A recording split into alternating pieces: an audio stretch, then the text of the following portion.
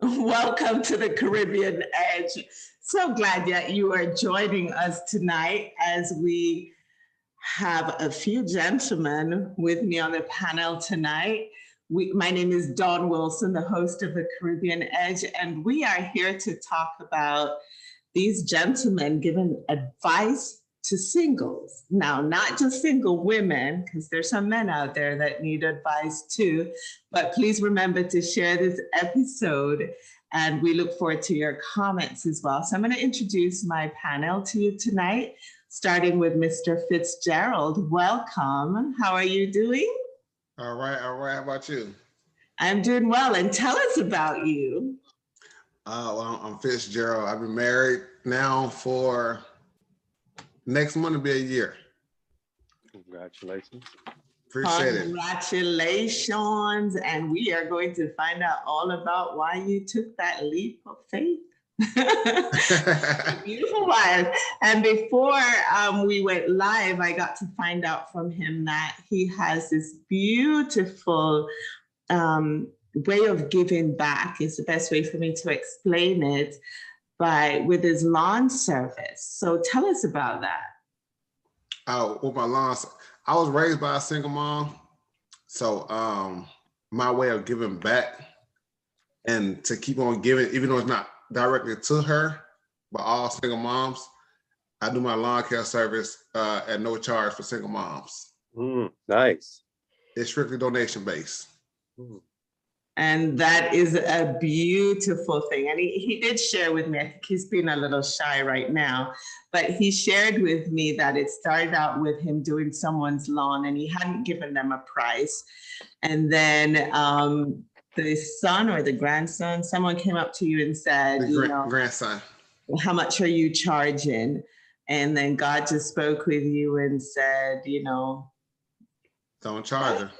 He said, that's right. He said, don't charge it. And in my mind, like I said, it was like 10 minutes of me talking to God back and forth, really arguing with God.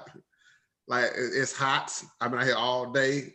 I'm charging her, God. Like, so God won, of course. So I told him, no, just give me whatever she wanted to give me.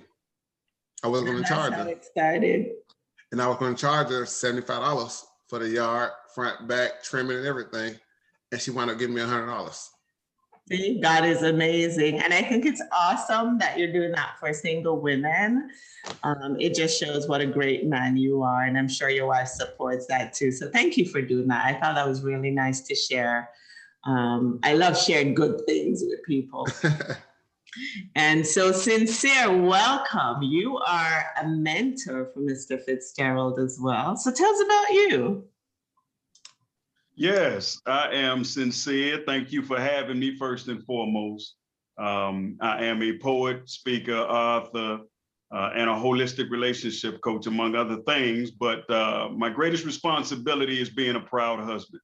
So I push that, I celebrate that, and I scream it at the top of the mountain. So more Black men can understand that it's okay to love your wife and be happy about that. So that's one of the things that I do, along with taking great brothers like Fitzgerald under my wing to teach the principles of business, to teach the principles of love, and be a positive light in the community. Well, thank you. And we're so glad that you're here with us tonight as well, and that you're doing well in your community. I think it's so important that we share all the information. And I think we'll have fun tonight with this topic, but there's also a bit of seriousness to it because we really want to know what advice you can give to single people, because we do struggle with it. And sometimes even married people struggle as well. So some of this advice maybe take away to our married friends as well. So let's talk to Brian. Brian, welcome. Thank you so very much for having me. It is an honor and a pleasure. My name is Brian Carter. I am from Los Angeles, California, currently living in Atlanta, Georgia. I'm 51 years old, been married for 30 years, the father of 3 boys, 27, 25, and 20. And one of the greatest enjoyments that I have is speaking to young men and talk to them about the challenges and the identities of being married. Because one of the biggest misconceptions is marriage is going to be the way your honeymoon is for the rest of this life, and that is not true. Once the honeymoon wears off, the real challenge begins. Wow, 30 years. That's a really long time. Yeah. So, we are happy you are here to give us advice and how you made it through. But congratulations to both of you on 30 years, and to your children as well. I'm sure they enjoy that. Yeah. And Mr. Penn, welcome, James. Hello, how you doing? Great, thanks for having me. You're so welcome. My name is James Penn. I am I'm here in the East Coast of the United States in North Carolina, and I've been married for, it'll be 15 years in May. I like to say I'm the husband of the year for the last 14 years running. I have 4 beautiful children as well, and I'm a marketer by trade and an educator by passion. I have a program, Tailor-Made Movement, that I'm launching to help young Black men particularly, to custom design every area of their life, right? From being, career, finance, health and fitness, family relationships, and their mental and emotional state. So we can have some holistic men to be able to repair relationships between Black men, Black women, to be able to build stronger families, to ultimately build stronger communities. So I'm excited about the conversation and the brothers that we have here on this evening, and hopefully I can do my part. Thank you. And hopefully I'll do my part, but I need all my single women to put some comments in these chats as we ask them questions. So I know we just celebrated, and we're celebrating the whole month, just women, period, just strong women that are out there. So if each of you could just tell us what International Women's Day meant to you as a man, I think that's a great way for us to start tonight. So what about you, Fitzgerald? Well, what it meant to me was, I celebrate it every day. I genuinely celebrate it every day, and my thing is, I like giving my wife just because gifts. So just because you're a woman, you deserve a gift. You love me, you deserve a gift, and that's just what I think it is. It's celebrating them every day. So whether it's a national day or a month, it's a whole year for me. It's every day. I agree. I think we celebrate each other, right? It's the best thing to do. But it's nice to recognize women, because we're coming from such a strong and lonely path sometimes, that when you do have women to celebrate and uplift and fix each other's crowns, it's just an amazing thing. So to have you gentlemen on here that are married to some amazing women, it's nice to have you. So Sinsear, tell us, what did that day mean to you, International Women's Day? Oh, it means everything to me. I was raised by some beautiful women, my aunts, my mother, my grandmother, and I shared time, I shared life with a beautiful woman that I have the privilege of calling my wife. So it means everything. For those of us who don't know or don't recognize or fail to acknowledge, our women are the backbone and the standard bearers for this existence that we're living. So to not recognize how important a woman is not to have self-love in my eyes. Wow, thank you for that. Very powerful. How about you, Brian? Any woman that you would want to recognize and single out tonight?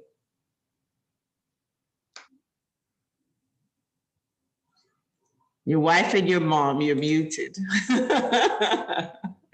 There you go. Can you hear me now? Yes. I would say my wife, for the simple fact that she married a male who was not yet a man. And the reason why I say that, because as a male, I was never escorted into manhood. And so being married and becoming a man, I had to wing it on my own a lot to figure this out, because there was no tutor there. I had no male authority in my life to escort me into manhood, to teach me who and what my identity is as a Black man and as a husband. And so my wife has really raised me as well. I'm her husband, but she has raised me as well. Beautiful. So that was a challenge. Thank you. You're more than How welcome. about you, James? Yeah, I'm gonna echo Fitzgerald for sure. That it's a daily thing in celebrating our women, and I think that particularly our people, we're really big into symbology and gestures, and there's a place for that as well. I think the best way that we can celebrate women is by being men of standard, men of high character, and so to me, I prefer to celebrate in walking out, right, making sure that the tongue of my shoe lines up with the tongue of my mouth. And so I can say we celebrate, but are we walking that out in our daily life? In how we are as husbands. I'm a father of 3 girls that are going to be women, right? And how, I protect and guide and lead them and provide for them. And obviously any woman in the space, before we even got started here, or maybe it was at the top of the show. I know we've been on talking even before we went live. Fitzgerald talking about what he does and being able to help single moms out and women. So that's a celebration, right? Is in the action, beyond just the symbolic gestures and things of that nature. So that's what it means to me. Thank you for that. And I'm glad you mentioned your daughters as well. I am just so proud of some of the young women that are upcoming, making strides and making a difference. We certainly want to celebrate them. Because a lot of times we recognize our wives, our moms, our grandmothers, but our daughters are certainly out there doing it too. So hats off to daughters as well, the strong daughters out there.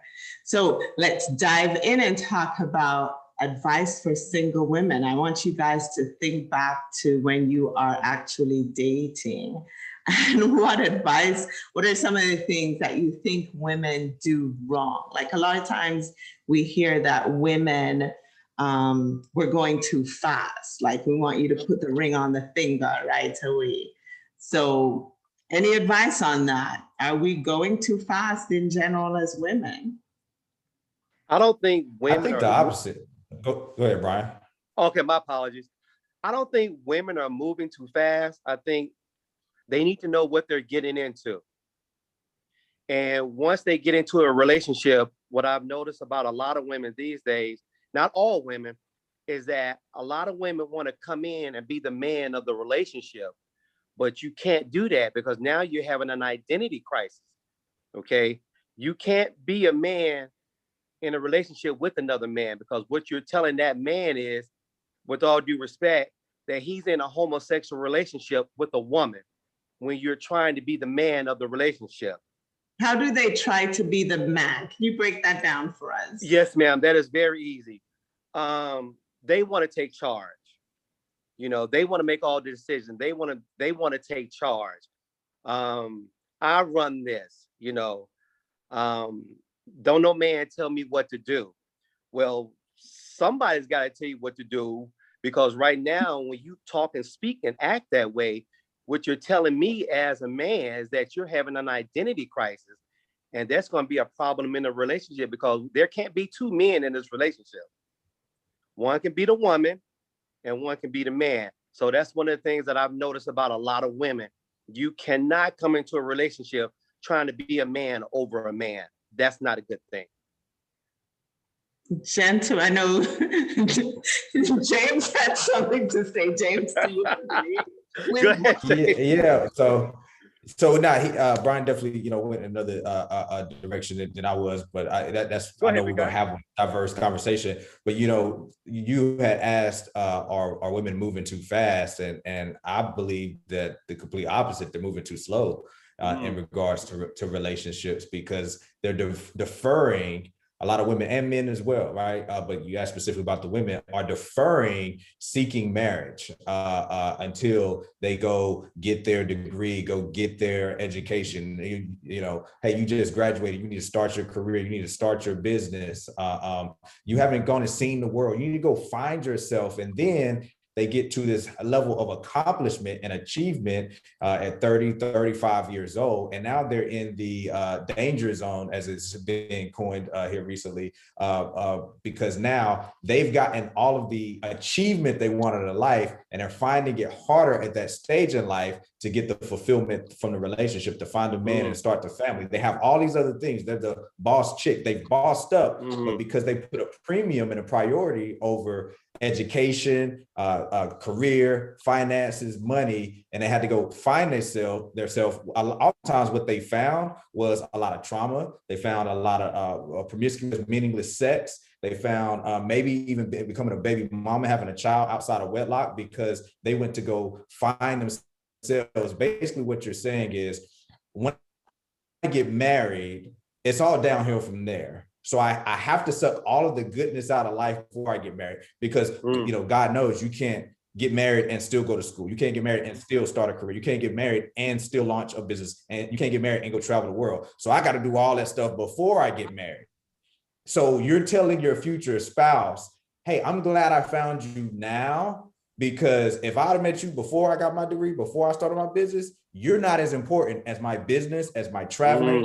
You're not as important as all of those things that I said I had to do before I got married. So I think women are setting themselves up to be in a bad position by delaying and deferring marriage until they get a lot of achievements. Because at the end of the day, men really aren't choosing women to be their wife based off of their achievements. They're doing it more so based off of their femininity, which I think is what Brian was speaking to. We're choosing women based off of their youth, their you know, fertility. These are the things that men are looking for in a wife, not their achievement. Well, so what is that age thing? What is the age limit that men are looking?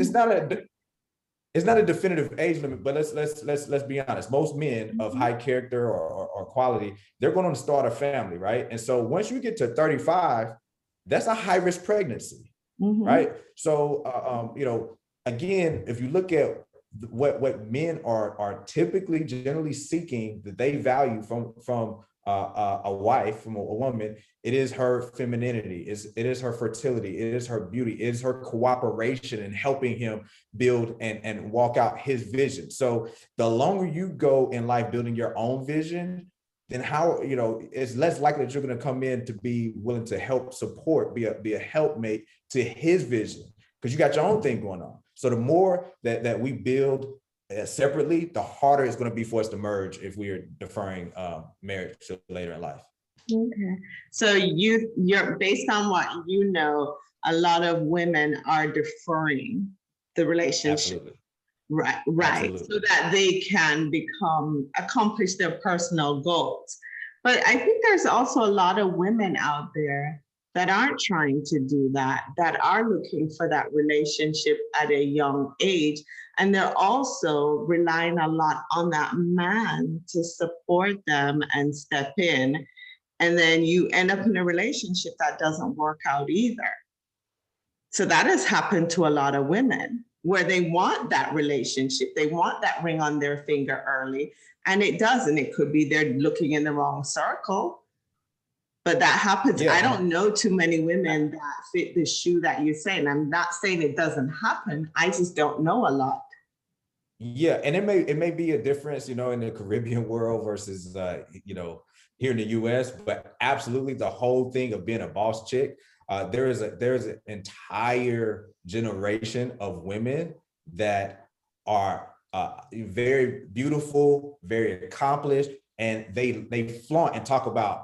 You hear it all the time. Why are there so many beautiful, educated, bossed up women that are, they have all the achievement in the world, right? And they're frustrated in their relationship life, right? And so, you know, it could be a cultural difference, but definitely, I don't know, you know, fellas, do y'all see that? Yeah, well, I definitely see.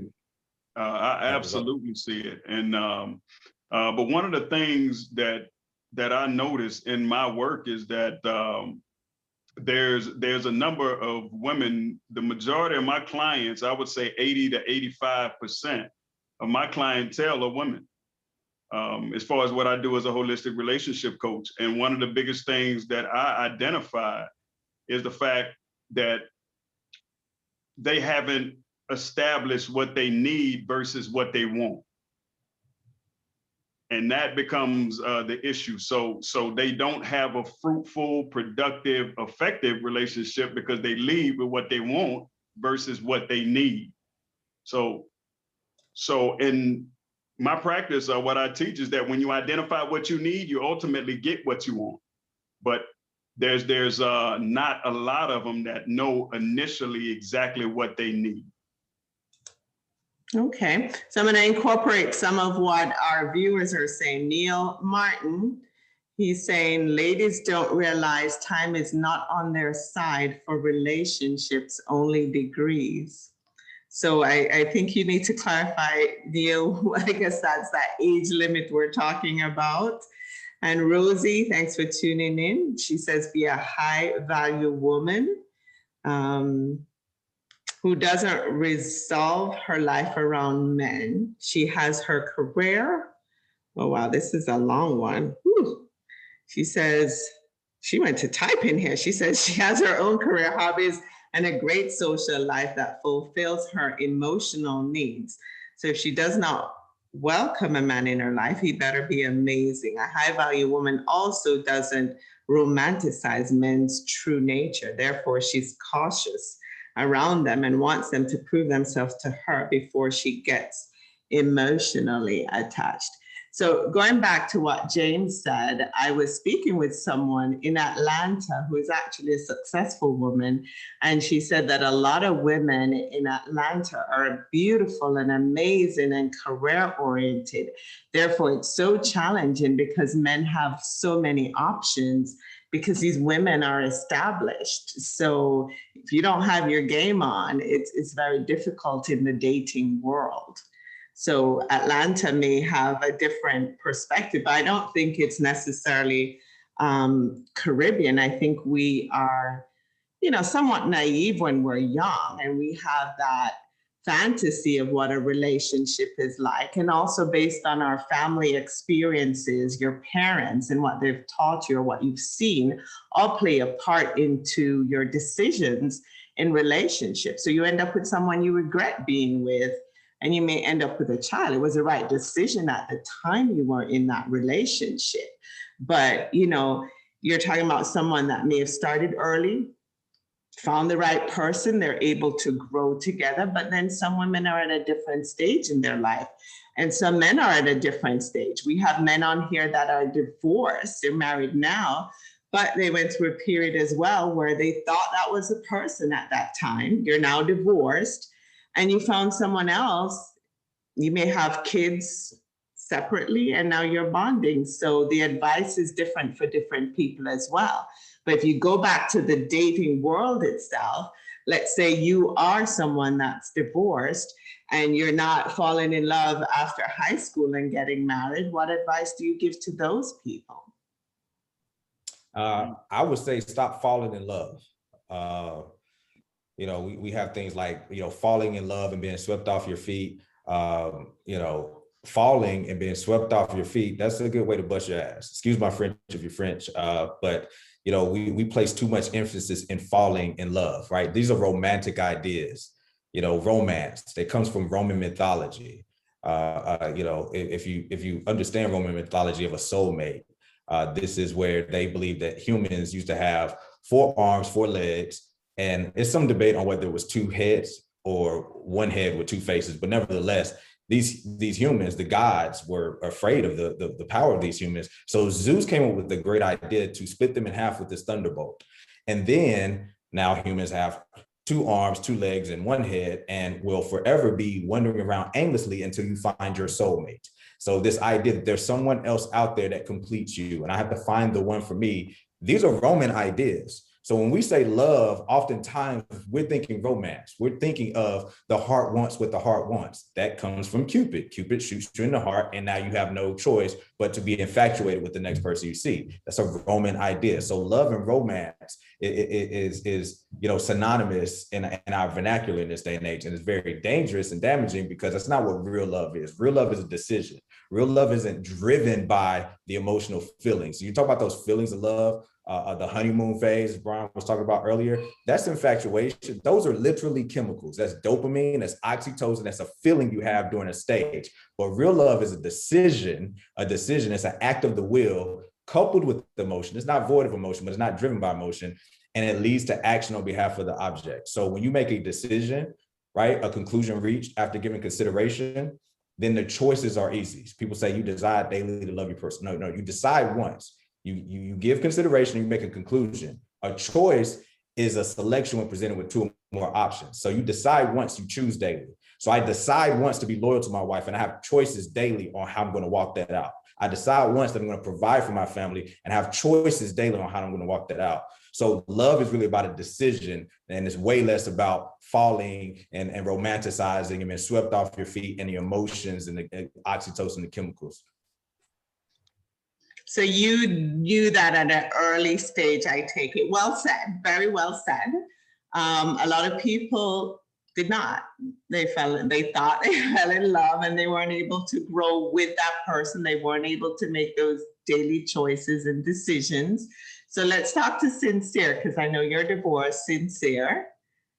So tell us about you as far as dating and advice you'd give, because you've had both worlds. You've went with someone, wasn't that person that you stayed with, and now a separate person. So what's different? What advice would you give the younger version of yourself dating? First off, I love what my brother just said, man. That's I couldn't have put it better myself. But the advice that I would give to my younger self is hold on, slow down, take it easy, pump your brakes, be easy. And I say all of that to say that I wasn't ready. Like, I didn't understand love on that level that my brother was talking about. Like, it was more infatuation and emotional. Like, if you take these sources that we hold so dear and you take a look at what love means, it's solely driven by emotion. And that's not what love is at all. That's the bottom end of love, actually. So you don't fall in love, you ascend to it, you rise to it. It's a principle, and it's the highest vibration. So when you understand these things, and there was, for me, there was no way that I could understand that as a teenager growing into a young 20-something-year-old looking to maintain a marriage or a relationship consistently. You have to learn these things. And that's why I wrote the book. So tell us about your book. Yes, I wrote a book. It took me 15 years after my divorce to learn what love actually was. So I wrote a book called The 30 Love Laws. Based on 15 years of research, I sat down with psychotherapists, I sat down with spiritual leaders, and I sat down with anybody that would give me information on their marriage. But I had to find out who was in a productive or happy marriage. That's why it took me 15 years. So sitting down with all of those couples and these professionals and spiritual leaders, I learned a lot. I learned a lot about what I didn't know. So now I teach those things as a holistic relationship coach, but I do it through my marriage. So I'm very transparent. Like, my wife is often with me and she keeps me honest. And I'm looking to create more Fitzgerald of poets to understand how beautiful this thing is when you get it right. Yeah, I think and James did an awesome job of explaining what love is and the decisions you're making. And as I mentioned, we don't always make those decisions. We don't always get it right the first time around. So a lot of men and women are in a situation now where you're just tired of dating, or you don't even want to date because the easiest way to put it, everyone has baggage, right? So a lot of you have spoken out about not knowing or having a great example of what a relationship should look like and feel like, beyond I'm attracted to this person, but the true core of a relationship of being together and building a life together to support your family. So with that, we all come with baggage. And after divorce, you also have that. So how are we dating out there? A lot of us aren't even dating. Me included, I just give up on dating. And a lot of women say we just don't find men that are qualified. And men are probably saying the same thing. We don't find women that are qualified, but each of us has our own qualifications. So for those middle-aged people that are not interested in having kids anymore, you're beyond that, but you do want someone in your life that you love and care about and you can spend time with. What is the advice for those people? Who wants to speak to that? Yeah, I would say this: learn the dating process. First, you learn the dating process through a knowledge of self, through understanding what you need versus want. I speak of that a lot, based on the fact that needs and wants have totally different connotations. All right, we want that new car, or we want that new outfit, or that new bag, or whatever the case is, but we need air, we need water, we need shelter, right? So it's understanding from that type of perspective what you need in your life as a mate. So we have to reprogram that thought process, like my brother was saying earlier, that romantic thought process. We don't need any romantics. We need that high vibration. We need to understand how that works. We need to understand how we work so we can get what we need in order to ultimately get what we want. Okay, so COVID-19 is teaching us a lot. It's teaching us that we don't need all those luxury things as much as we thought we did. It's probably humbled a lot of people.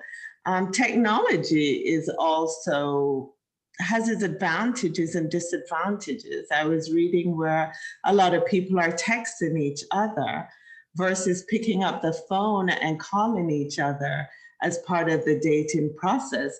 And I think it's rather annoying when someone's texting me and saying, "How are you doing?" versus picking up the phone and calling me. And it gives that illusion that, well, maybe you don't want to talk to me, or maybe you're with someone else and you just really can't talk to me.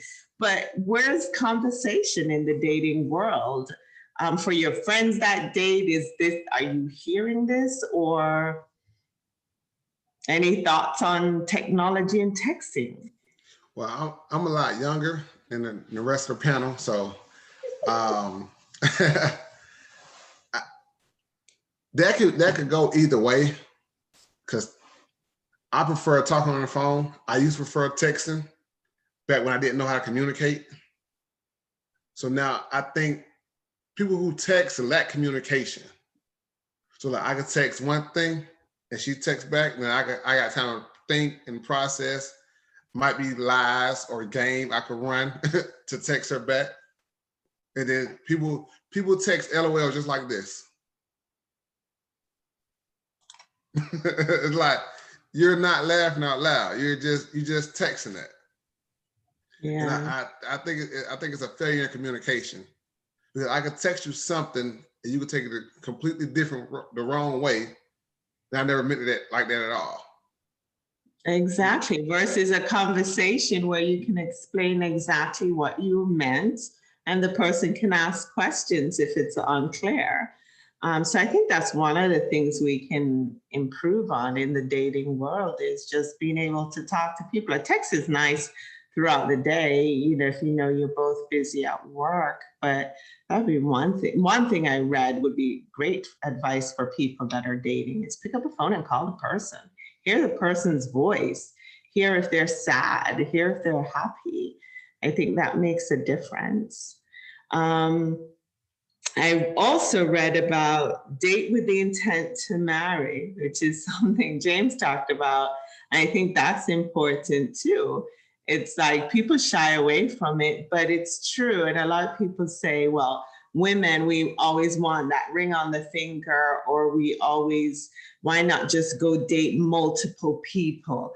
But not everybody is comfortable dating multiple people. I'm not comfortable dating multiple people. I want to date one person. And the intention is that dating will go somewhere. If it doesn't go anywhere, I'm okay with that too. But what are you guys' feedback to us women? There's two different kinds. We want to date multiple people, we're okay with it.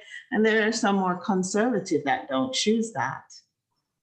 Well, I think that's up to the women of what you're looking for right then in life. If you're looking for marriage, you should date.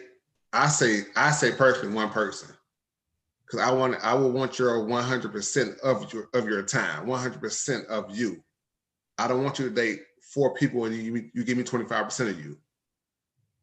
But you may not necessarily want marriage. You just may want to be in a relationship with someone. And then if marriage happens, it happens. There are women out there like that. So any advice to those women? So for women who don't necessarily want marriage? Yeah, they just want to date a solid person. If it leads to marriage, it leads to marriage. But you may not go in with the mindset that I want to get married. That thought might change along the way. Yeah, I don't have any advice for that, because I speak, solely with the mindset of dating for marriage. So like, if you're not dating for marriage, okay, that's not my area. I'll defer. Well, I'll say to unmute to talk. It sounds like. Go ahead. I'm sorry. No, Brian. Go ahead. I'll follow you up. It sounds like the individual doesn't quite know what they want, because if anyone is looking forward to get married, the one thing that we have forgotten is courtship. Courtship teaches us a lot about each other before we make that leap to get married.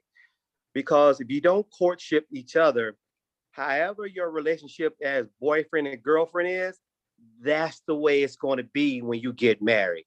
Either that can be good or that can be bad. But I definitely believe in courtship. It's very important. It's definitely important for you to date each other, and it's important for you to date yourself as well. So, and I agree with that. I think a lot of people, at least my friends, they want to be courted. They want that gentleman that opens the door, that calls them, that checks on them, that wines and dines them. But I know a lot of women that just want to date in serious relationships. And if it ends up in marriage, it ends up in marriage. But they're not necessarily saying you got to put a ring on it within a year. And then there are men out there that have gone through a divorce that also do not want that I want to get married stigma. So Brian did engender a thought, in my mind. I think he's spot on when he says it sounds like, a lot of people don't know what they want, right? It's kind of reminiscent to me, to people who deep down they really desire something, but they maybe feel like it's not going to happen. So they tell themselves they don't really want it to protect themselves from the fact that they think that they may not have it. So, before I could, I'm, very fortunate. I don't want this to sound arrogant or anything, but I fly first class now. But there was a time where it was like, man, even if I could afford, I wouldn't really want first class. It'd be cool if I could, but we all go to the same place anyway. Where really no, you would like to fly first class, but you say that to protect you say you don't want something to protect yourself from the fact that you think you may not get it, right? So my wife and our marriage program was marriage by design, because too many people do get married by default. Oh, we've been together for so long, I guess this is just the next natural step. And you didn't have, most things that you're going to be successful in, you begin with the end in mind, right? When do you build a house? When it's done. Before you excavate the land, dig a foundation, the entire house has been built in an architect's mind. And there's been a blueprint laid out, and then you start to build. So we don't have a blueprint for where this is going, but we just say, hey, well, we're just kind of, an adventure. Well, let's just see what happens next. And that's not a formula for success. So then we have to define our terms, because there's a difference between dating and an exclusive relationship. I actually would encourage somebody, if they want to date, end up married, right? So if they want to have the emotional intelligence and emotional integrity, that's it, the emotional integrity to say, I really do desire this, then, what's the blueprint to get there? Date multiple people. There's a difference between dating and having exclusive relationships. Ladies, you should make a man earn your exclusivity. As soon as you went on a date, he took you to a restaurant, y'all went out one time, and so now you're going to cut off exclusivity, you're going to cut off all the other options. That's not setting you up for a formula for success, because you need the data from a multitude of men, and you need to be able to learn how to evaluate quickly and get men out of the way, but you need to be dating multiple men, and then that leads to an exclusive relationship. Once he's earned that, that's going to set you up on a path to marriage. There you go. I love that. Date multiple men, and then don't be exclusive right away. Very interesting advice, ladies. Looking forward to make him earn your exclusivity. Yeah. Right. And let me be clear. Let me add this real clearly. Dating multiple men doesn't mean sleeping with multiple men. I'm talking about going on dates. Okay. Oh, yeah. So, I don't want nobody to have no confusion out here. Absolutely. So in that, talking about that, are you all for the men paying for the dates? Like, is that still something that happens? How do you feel about women? Because I know you mentioned these successful women. I think Brian talked about this, that they want to be in charge. So if a woman pays the bill for dinner, is that one of the ways we're in charge? Or is that still a man's role? Yeah, I think it's I'm based sorry, on go ahead. circumstance. It's based on circumstance. In 2021, things have changed. They should never change principally, only circumstantially. So I've been in situations where both have happened. I've seen couples where both have happened, right? So it's based on that agreement. Now, personally, I'm an A-type, so I have to take care of my wife, and that's my thing. So I pay for dinners, and I paid whenever I would just invite her out, just for a conversation before we were dating, when we were friends. If I picked up the phone to call her out, then I was definitely paying for it. But I have seen it work both ways. Yeah, I agree. Okay.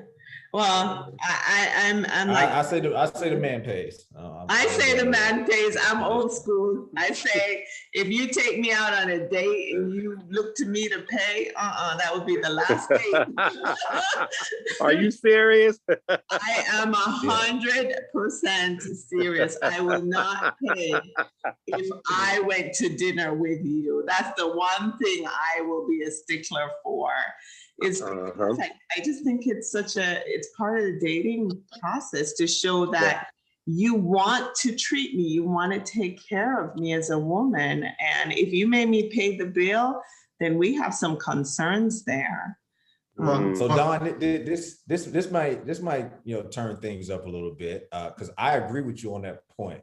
But going back to this modern woman who is accomplished and all these type of things, we can't have things both ways, right? So I believe the man should pay, right? The man's the provider. But the challenge is a lot of modern women want the power of men, but the privilege of women, right? So you want the privilege that, we're not doing 50-50, I'm going to provide. So if I'm offering provision and protection, I'm also leading, right? Because I noticed it was a little uncomfortable maybe earlier when Brian was talking about, the man being in charge and things of that nature. It's like, if I'm offering protection and provision, it's not a democracy then, right? In terms of marriage, right? I'm not talking about a dating situation. He ain't your husband yet. But if we progress and get to that point with a husband, like with protection and provision comes leadership as well. This doesn't mean dictatorship, A smart man is going to, pick a wife that he does have value in and value her input and value, as a good leader, he's going to get the law to buy in, things of this nature. But at the end of the day, he's the leader, right? So if you want, if you want the privilege of a woman, you acquiesce the power of a man. Well put. So what is he the leader in? Like, can you define that for the independent women out there? Because this is a great conversation. Don't get me wrong. Because I want to know what the men should lead in. What does that mean? Sure, I can go if I don't want to dominate the conversation. Many other brothers want to chime in, but I could definitely. Well, Brian, let's go back because you started that, right? I'll follow you up, brother. I'll follow you up. You started it, Brian. You started it, Brian. Go ahead. I put clean up. Let's explain it. Whatever you leave for me at the end, I'll clean it up. I think being a leader as a man is not being a dictator. It's not being a dictator at all. That is a role that we as men have been given since we were born. That's about it. I don't really have a lot to say. Is that why does a man have to be in charge? I guess that's just a part of our role and our identity in being a husband and being a father. Being a leader and being a man has nothing to do with being a dictator or trying to manipulate or control somebody. That's just part of our identity in life. Well, you can have a strong woman, right? Yes, ma'am. Yes, ma'am. Independent. And I think that and you have a strong independent man in a relationship. But for me, it's about the fact that you can come together at the end of the day and respect each other's strengths. So the man will be stronger in some things and the woman will be stronger in other things. But as long as you respect each other, you're cool. Indeed, definitely. Definitely. You put it so very well. Indeed. Because in my relationship with my wife, wherever I'm weak, she is strong, and vice versa as well. They always say that the woman is the helpmate. Well, I think the man is also the helpmate as well. Because we both have strength and we both have weaknesses, and you need that to make a marriage work. I agree. I'm sports oriented. I want to go out there and play sports. And I don't think if the man I'm dating doesn't play sports, that he's weaker than me. He just doesn't enjoy that. Hopefully he does. Or he has a different hobby that occupies his time. But I think it's important to realize that we can still be strong women and be in a relationship and just find what works for that couple. I know you're ready to say something, James. Go ahead. I'm ready. I'm ready, right? Go ahead, James. I need to hear it. So I'm melanin, queens all over the world, right? I don't know any other group of women who fight to define themselves as strong and independent. I think that's a sign of trauma to walk around and saying that you're independent. Like, a relationship is about being interdependent, right? So you hear a lot of women say, I'm a strong, independent woman. I don't need a man. I want a man. I like some things, but I don't need a man. I need my wife. I have no problem saying that. And my wife has no problem saying she needs me, right? If you look at Maslow's hierarchy of needs, one of the things that's low on the hierarchy, which means it's high in importance, right? After oxygen, right? You go 3 minutes without oxygen, 3 days without water, 3 weeks without food. So you got like oxygen, water, food, shelter. And then it is the need to be accepted for companionship. So being independent, like if you have to walk around saying you're independent, that's a sign of something that's happened that makes you feel that you can't be vulnerable, right? Mm-hmm. Like there's only two fears that babies are born with. They have a fear of loud noises and a fear of falling, right? I remember when my wife was pregnant with our first child, a balloon popped. She was working at the time. This is before I was able to bring her home. A balloon popped in her office and she felt, baby girl, like, just like moving around inside. And you know what they call the protective move where you do like this, where you bring your chin down, they call it going into the fetal position, right? Because a fetus is in there to protect themselves. And so naturally, if a loud noise, it's in our DNA that your chin will go down like this, right? Because it protects you. If you look at a boxing match, It's when you get hit on the chin that knocks you out.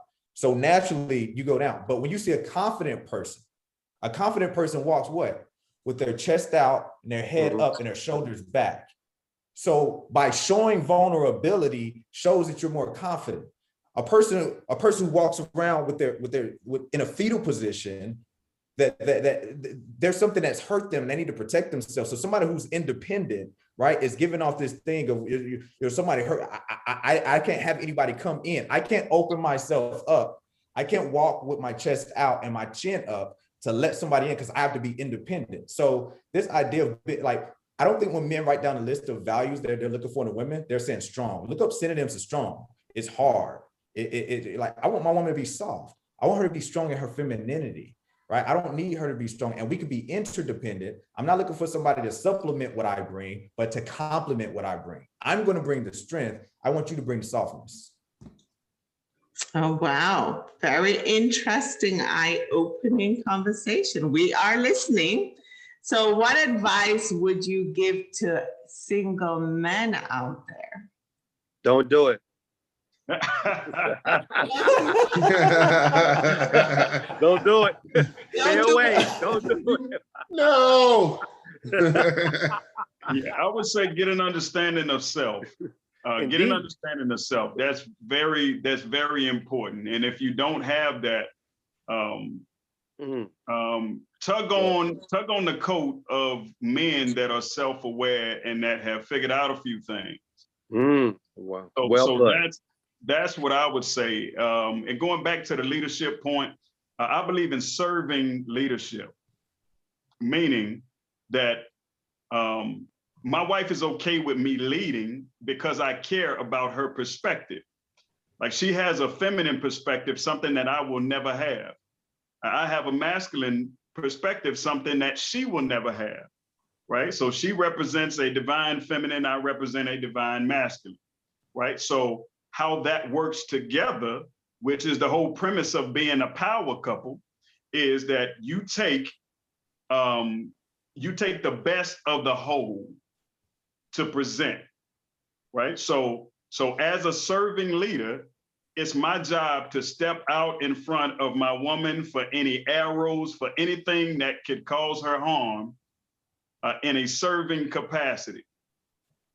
So we have to have a proper outlook and a proper definition of what leadership is inside of a relationship. It's not domineering. It's not what I say goes. It's what we say goes. Yeah. And it has to always be a presenter. It's almost like having a spokesperson for a group, right? That spokesperson is supposed to be the one that encompasses everybody's ideals and takes them out and gives them to everybody else. So we want to be clear on that leadership for young men and women out that carried a strong idea, right? Like, that goes without saying. We know that women are strong because they're tasked with having children, right?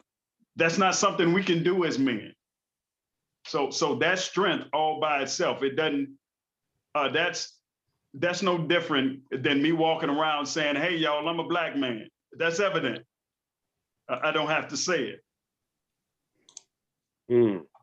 But be self-aware and be a serving leader. Okay, so I'm going to skip to Neil Martin, who is very active. He thinks that James and him have similar thoughts. He says women need to understand men don't care about your degrees, how much of a boss lady you are, or how independent you are. That's a woman we look at side eye and think, I'll choose someone who at least acts like they needed me. So bye-bye to those women who are independent. I don't think women walk around and say, hey, I'm an independent woman. You know, they're just... Hold on. Ask the fellas if they hear. Yeah, wait a minute. Yes. Hey, Don, I can introduce you to some songs out there. And you know, I've been a few... Don, have you ever heard All My Independent Women? Oh, your hands up, man. We love this song. Who runs the world? Like, it's all, yeah. Yeah, I we're just not think gonna do that, that. okay, so a lot of women, because they're single, right? Let's go back to the single life, have been forced, or, you know, they don't have a choice but to be independent, not to the song or the level that we've probably discussed here, but they're just been based on their choices, their lifestyle, whatever, they find Dawn, themselves. when you say independent, what do you mean? What do you mean? Like, describe what that means. Well, it just means that they are taking care of themselves because they're not in a relationship. It doesn't necessarily mean there's different levels of independent women. Right. So watch this. I asked that intentionally for a reason. I don't need a man for How many nothing. single men walk around and say, I'm a strong, independent man?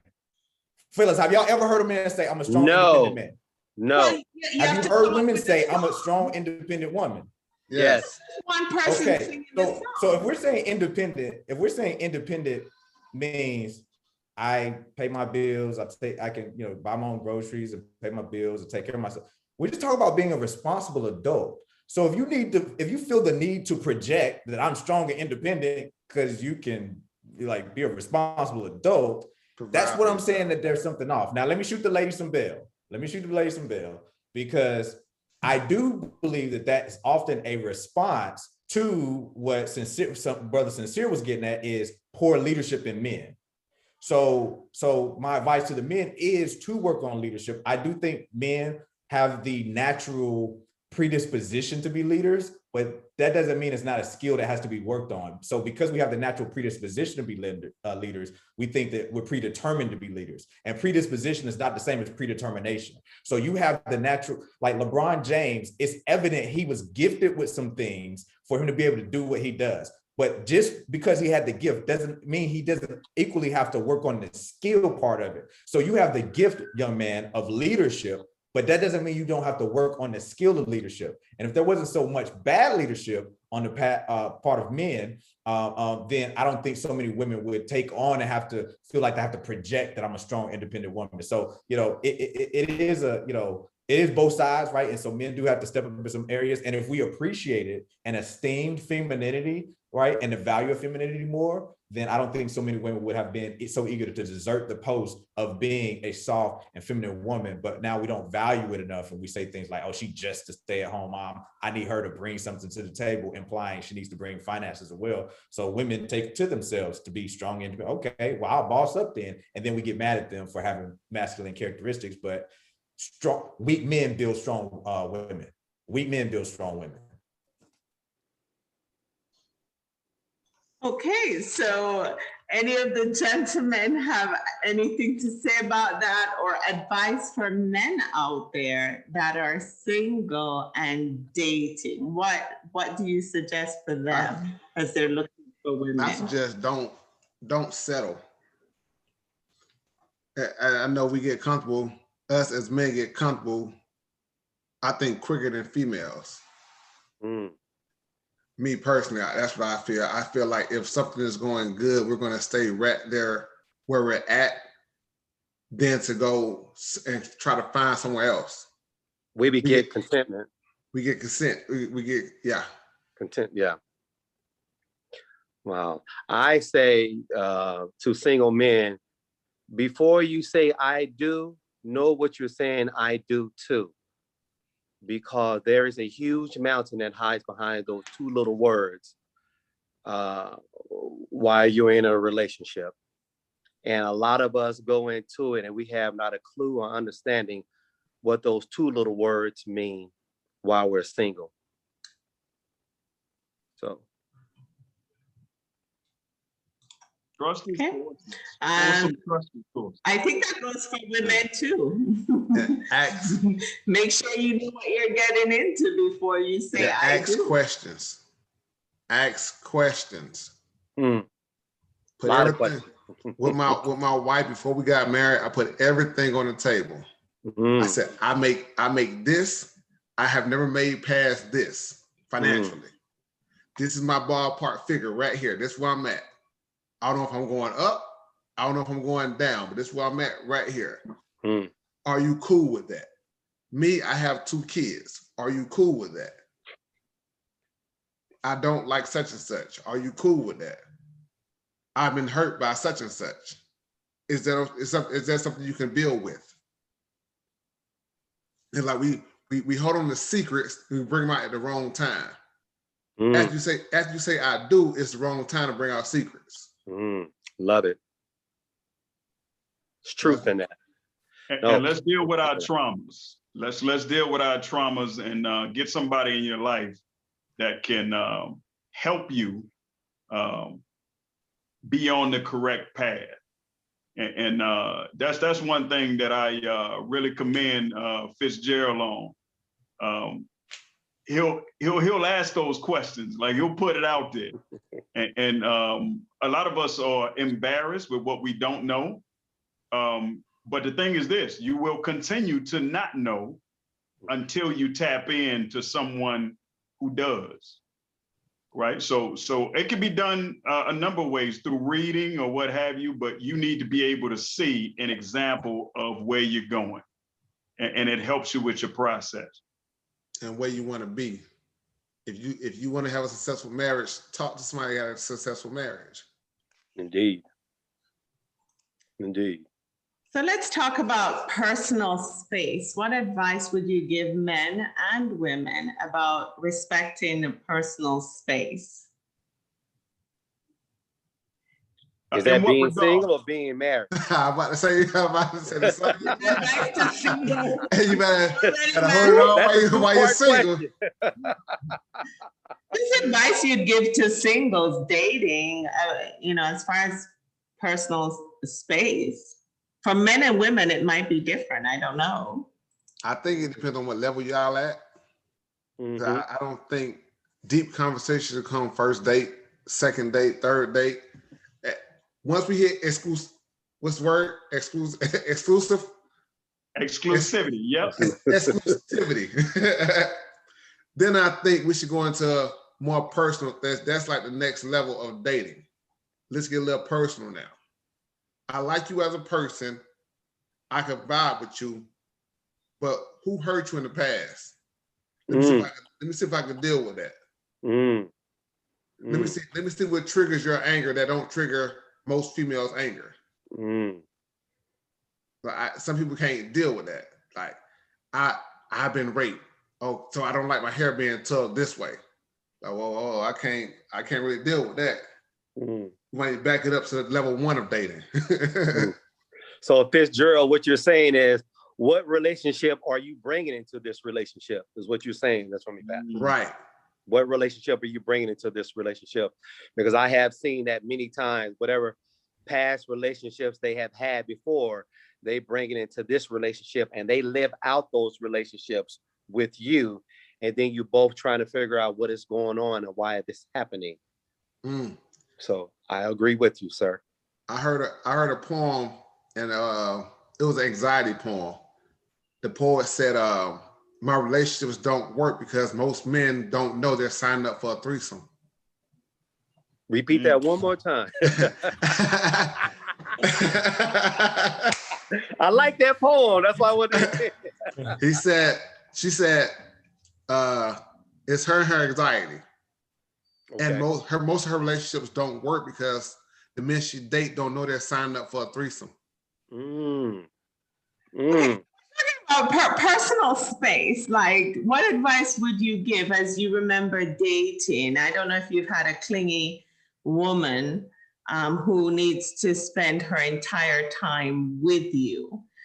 Some people may like that, and others may think that it's important to have personal space. Like, did that happen to you while you were dating, where you needed to have personal space, and how do you get through that?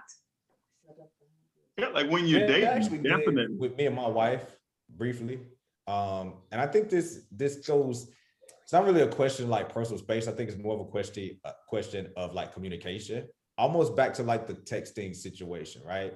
There's a responsibility on both ends, right? If I feel like somebody is texting me and I would prefer them call, then part of the onus is on me in telling them how I prefer to be communicated with, right? When my wife started doing things we were dating, I felt like, I need some space. if I didn't communicate that to her effectively in a tactful way, we wouldn't be 14 years in the marriage at this point, right? So I'm a true believer that if you have an issue with someone and you don't bring that to them, that speaks more to your character than theirs. So if you feel like somebody isn't giving you the space or they're not communicating with you the right way, and you don't bring that to them, and you don't have the that's a question of your character and something that you need to be looking at, evaluating and adjusting how you do things. And I think the thing with that also, when you do need personal space, expressing that to your spouse or whoever you're dating in a happy mood. Don't wait until something happens and be like, I need space. So don't wait until something happens like, oh, I need space. They're gonna reciprocate that in a negative way, rather than in the beginning. Remember I told you I need personal space? Like, this is that time. No offense, but this is that time I need the personal space. Me, I don't like personal space. Me personally, I don't like personal space. I don't want a man cave. I want to be up under my woman all the time. As long as she will have me, I want to be up under her. I'm with you. I told my wife, Fitzgerald, if she leave me, I'm going with her. I'm going to the store. Are we going to the store? Oh, that's so beautiful. So what should courting look like? Any advice to the single people that are dating out there? Yes, it should look intentional. We talked earlier about dating for sport. I really agree that there's a confusion when you're dating for sport. And I've heard a lot of women that make a lot of money say, I just need that itch scratch for a little bit. Well, that's a small sign of a bigger thing.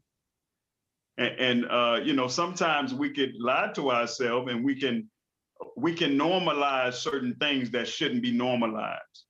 So what I would say in that process is this: make sure that you know exactly what you need first and foremost.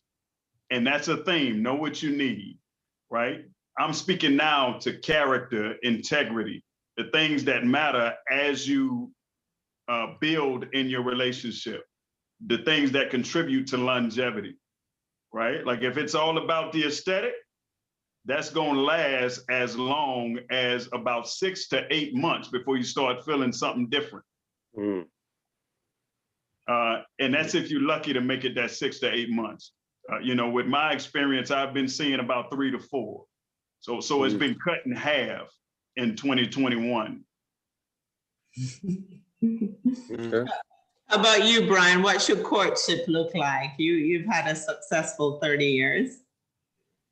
Tell us about how you courted back then. What's so crazy, and I regret it, I didn't know how to courtship my wife. I did not know how to courtship her till after we got married. And that was something that I really wish I had learned how to do before we got married. Because I think, like the gentleman said, we probably would have resolved a lot of things before we got married.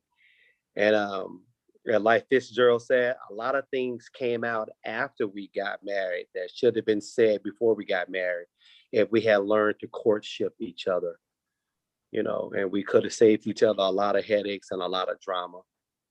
So I think courtship is very important.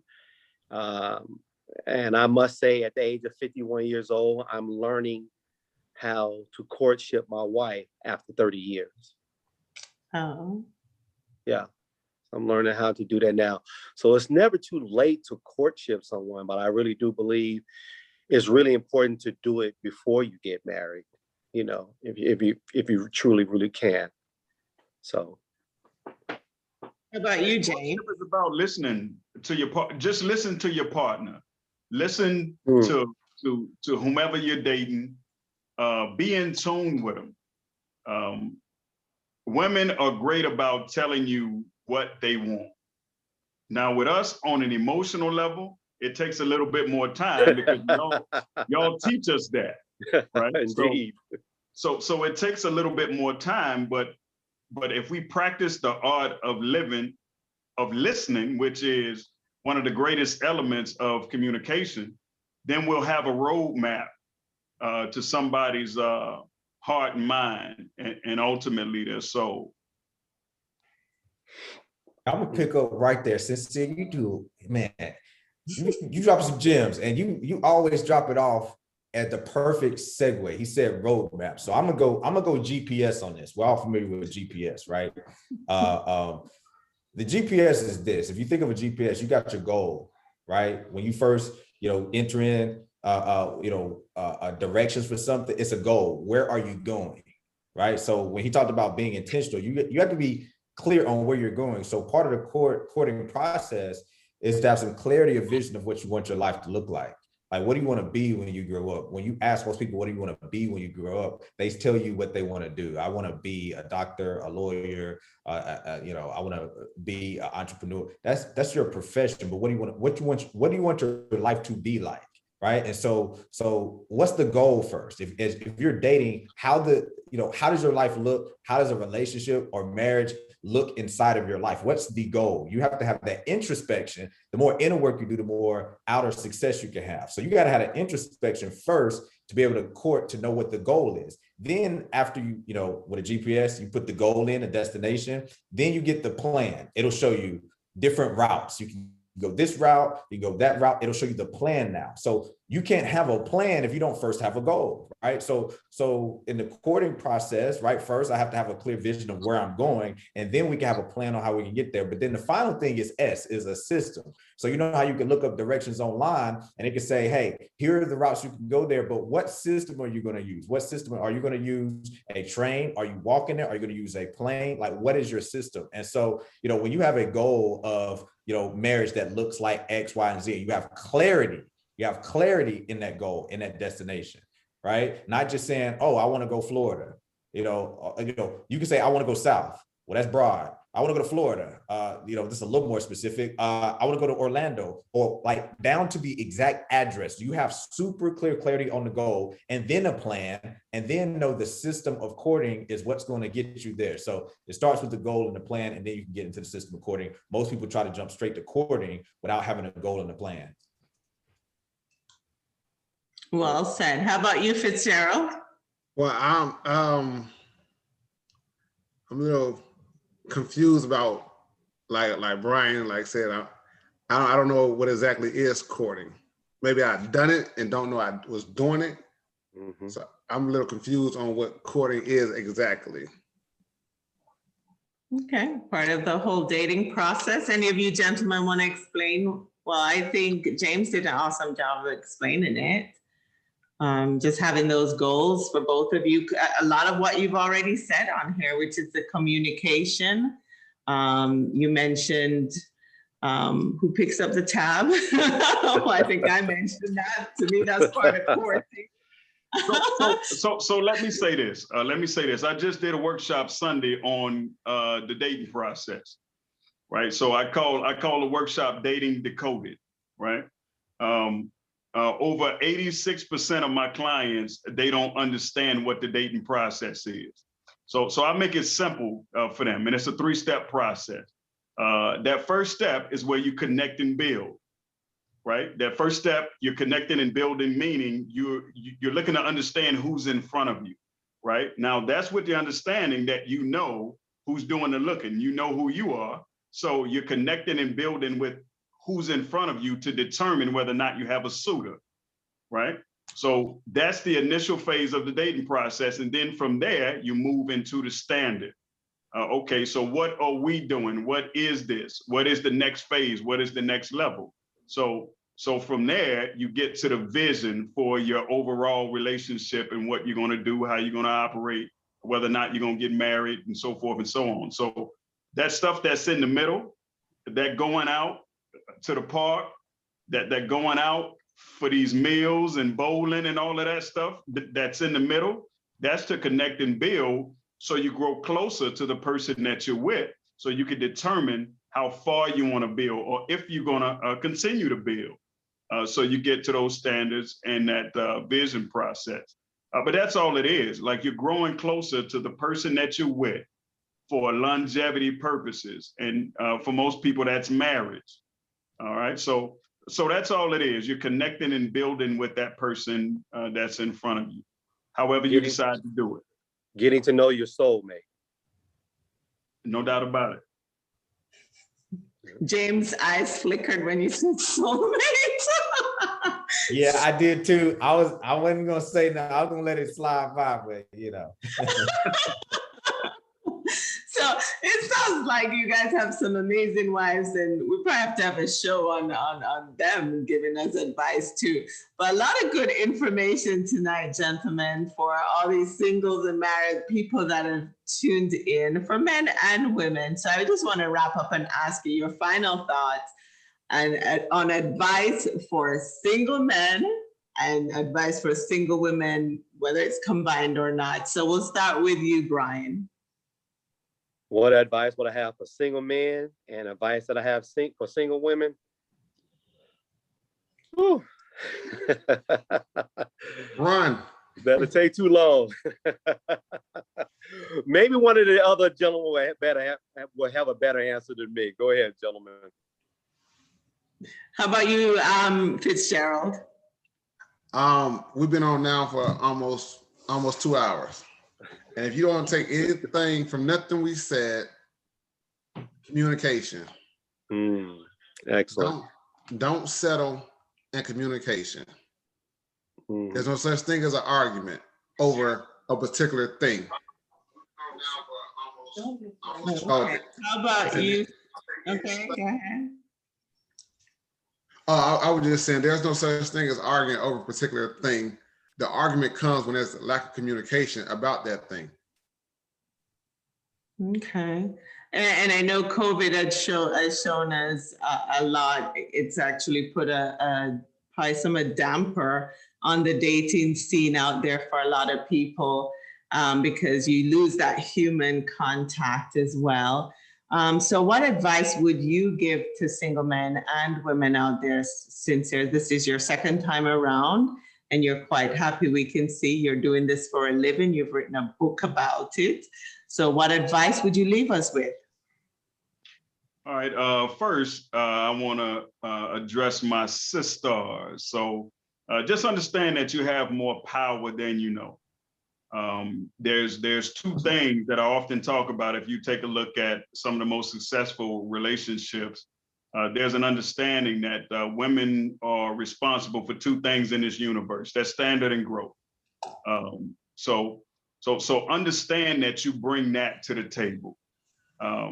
And for my men, it's simply this: know that you are a great part of the relationship from a leadership perspective, but knowing that you are a serving leader and knowing that you are protecting one of the most valuable things in the universe.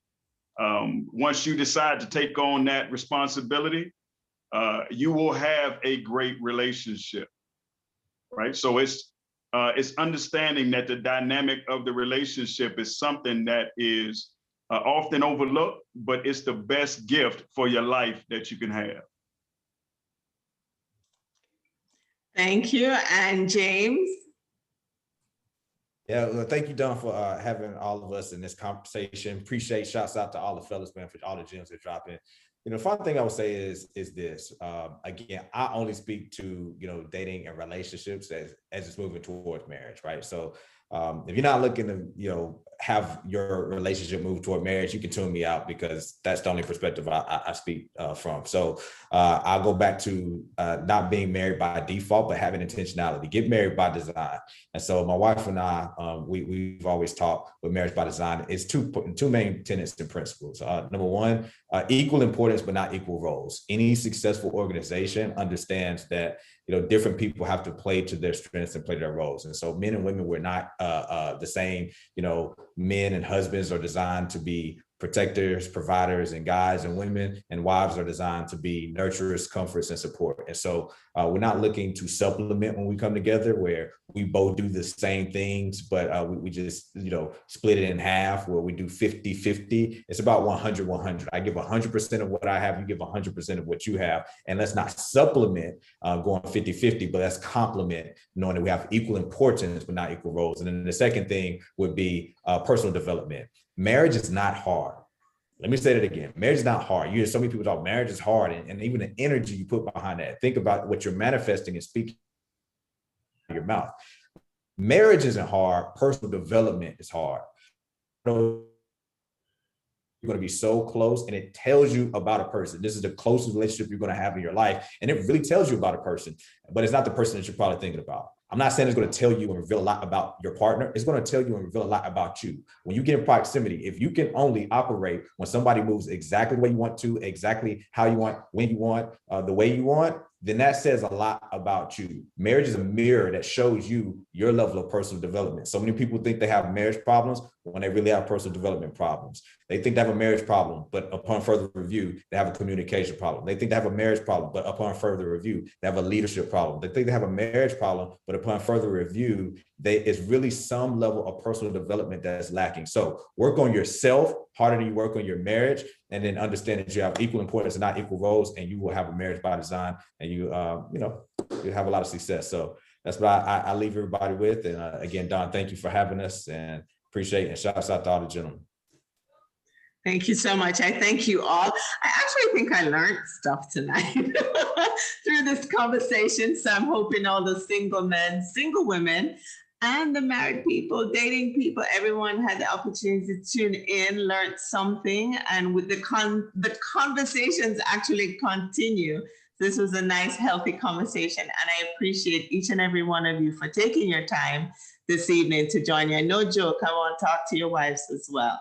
So have a lovely evening, a great week, and thanks for tuning into the Caribbean Edge. One love.